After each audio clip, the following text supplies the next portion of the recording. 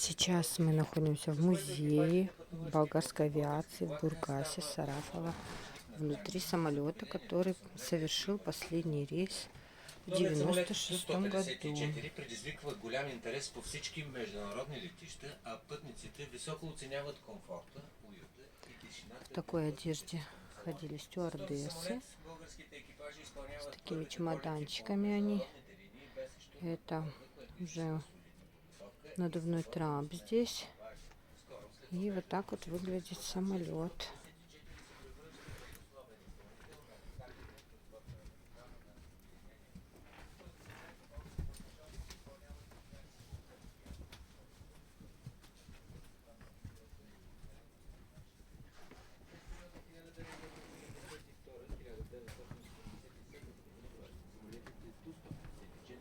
Непрекъснато расте и този самолет измества до тогавашния първенец Ил-18.